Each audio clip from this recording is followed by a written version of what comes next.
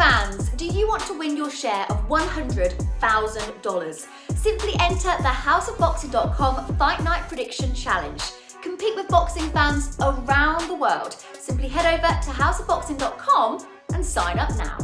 This is Charlie Parsons for Boxing Social in association with houseofboxing.com and Empire Fight Store. I'm with Monsieur Edouard. Monsieur.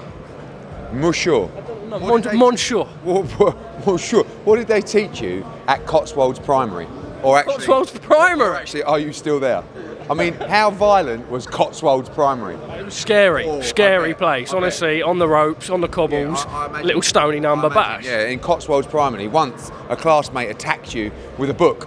It was unbelievably violent in the New Forest.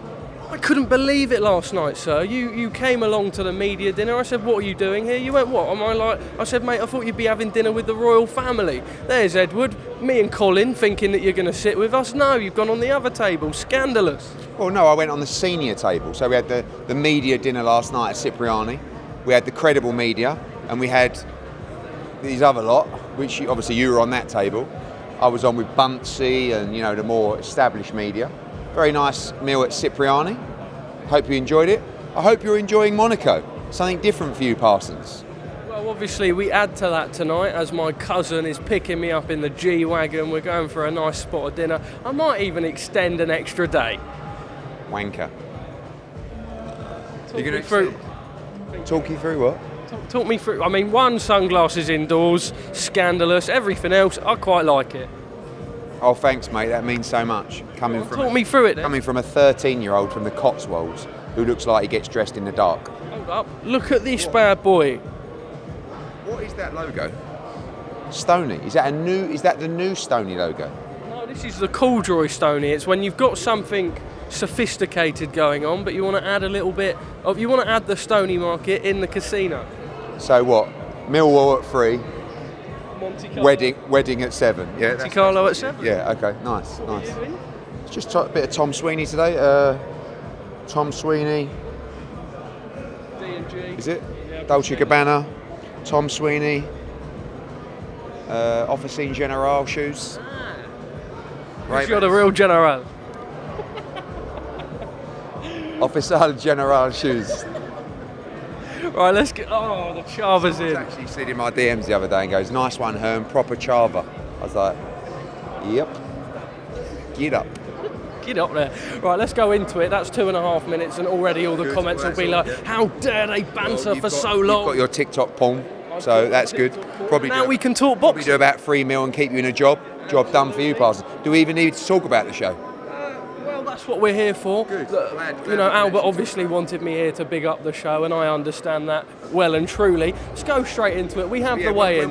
When we did the deal, when we did the site fee for Monaco, Prince Albert said, "Please make sure you bring the Parsons with you."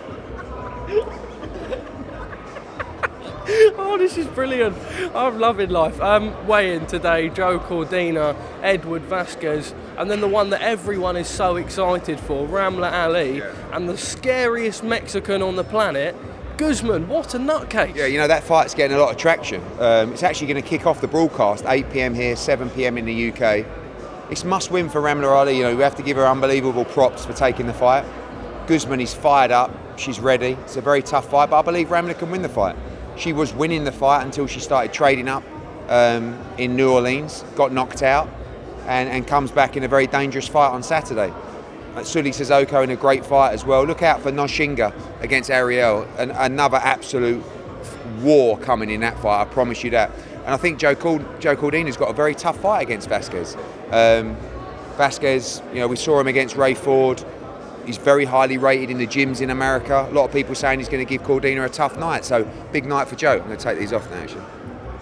Sort of makes sense. We are indoors, Edward. Right, let's go into it. Chris Eubank Jr., Conor Benn. Now, we touched a little bit yesterday.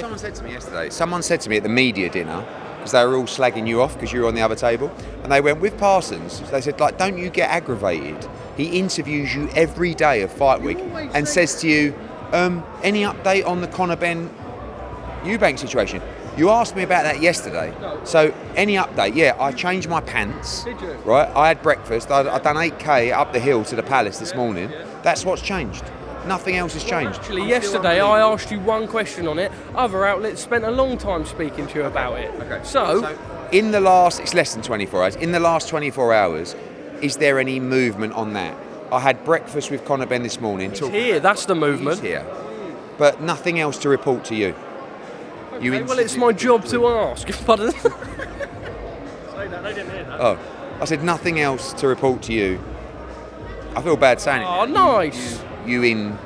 Okay, fine. I mean, you know what?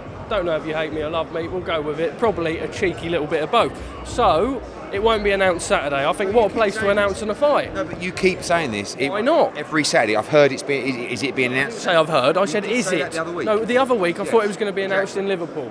Had a couple of sources slide in me DMs. I thought maybe that could be the case. This week, maybe not. Stop. Look, Eubank Ben hopefully will be announced next week. We'll see. Okay. So, as I am aware, if it goes January 27, it goes to the Millennium, and if it goes early February, it goes Tottenham. I think that's a fair comment. That's great sources from me, right?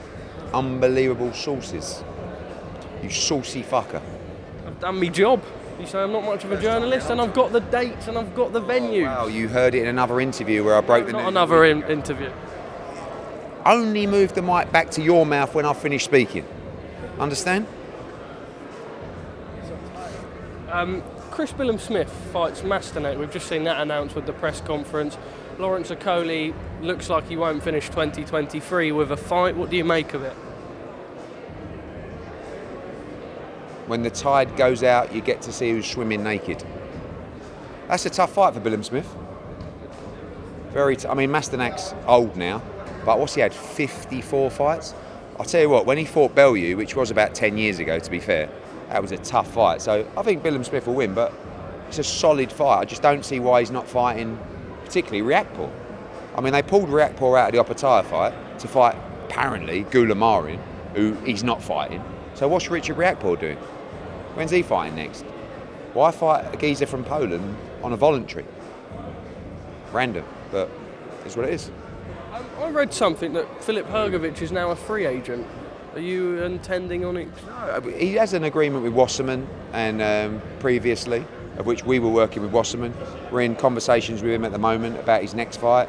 Obviously, we've got him to the mandatory with the IBF, so just planning out his future, really. And it really is a case of, do you wait for that belt to free up?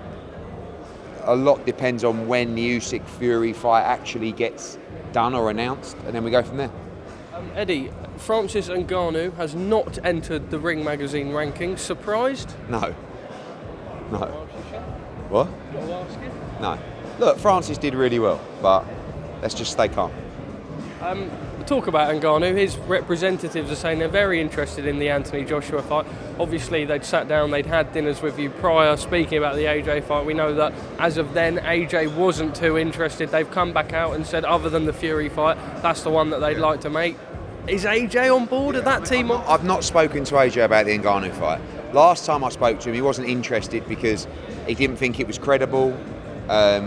He remains focused on the World Heavyweight Championship. Ngannou beating Tyson Fury makes it very credible. So you can't on one sense say, oh, Ngannou's this new force in the heavyweight division, and then he does that to Tyson Fury and he's not credible. I like the fight because I think AJ wins comfortably. So if they're interested in that fight, my advice to Anthony Joshua would be to consider that fight. He's taking a selfie. Knob. I'm not taking a selfie, am I? Day in the life show. Day in the life. Who cares about a day in the life of Parsons? 70,000 views. Mate, literally, I could walk out there and just like... You've got 1.3 million followers. I'm a fat kid from Cirencester. Everything you said is true. Yeah, Ngannou. So I actually messaged Ngannou's team yesterday just to say, if you're serious about that fight, let's discuss, because we're planning AJ's next 6 to 12 months. If they're interested in Anthony Joshua fight, we should start those conversations now. Andy Ruiz is a bit of a weird one, ever sort of really since the AJ fight. We know he fought Luis Ortiz, but it's been very stop-start. He's now having back surgery and not back till 2024, but just seems like he can't get the ball rolling. Do you know, have you tried to do anything with him? No, for me, inactivity is disastrous for a fighter, and we see so much of that now. So I want to see him back ASAP. I think he's a great fighter. I think he's great for the heavyweight division. Hopefully he heals up and gets back soon. Dmitry Bivol, we're pending a return early January, you announced yesterday. What sort of opponent could we be looking at for that? There's a few interesting things going on with Dmitry at the moment, but we're looking at about 4 or 5 opponents. Not going to let you know, but subject to other conversations. Looks like January the 13th in Vegas, but we'll announce his next move next week. You know that you'd like to tee up that Beterbiev unification. You believe that's realistic? You spoke to anyone at Top Rank? Yeah, I think they want the fight. I mean, I think there's interest from the Middle East from that fight as well. I think it's one of the best fights in boxing, so see him come through. But for me, I think Callum Smith beats Beterbiev on January the 20th. I really do. So hopefully it will be Bivol against Callum Smith for Undisputed. It was reported that Showtime were going to do a clash, Stanionis Furman, I believe, with Haney Prograis. They've opted out. They're no longer doing that. Yeah, I mean, I don't know why they announced it or talked about it in the first place when we got our own massive show on December 9th, but good news from them. Stay out of the way and let the big boys play. Couple more. That rhymes. Couple more from me. John Fury is demanding that KSI pays up his £200,000 bet. The saga goes on. John Fury carries on. What do you think? Not getting involved. I wasn't aware of the bet. If there was a bet, I'm sure KSI will pay.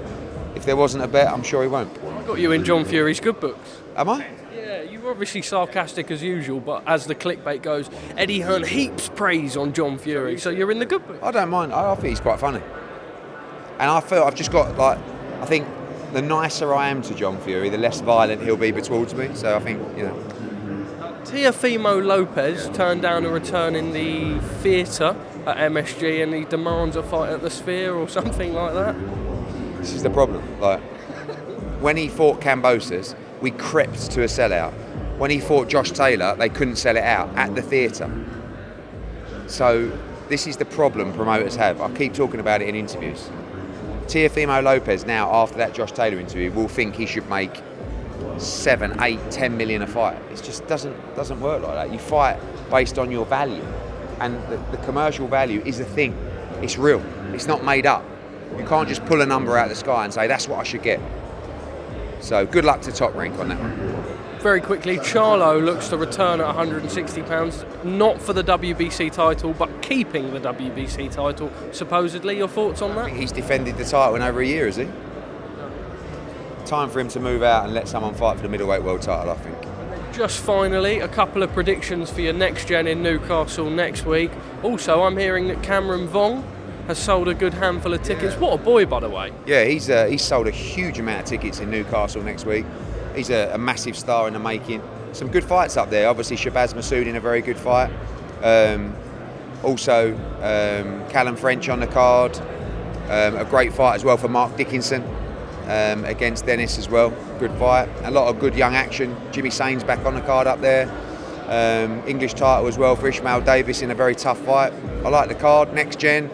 We'll get Saturday out of the way. I really feel like Saturday is going to be a banger of a card. So tune into DAZN. Enjoy the show. Very quickly, Jack Catterall, Josh Taylor. Any more on that? We will be sending an offer to Top Rank in the next few days. Eduardo, thank you very much. Eduardo. Edouard.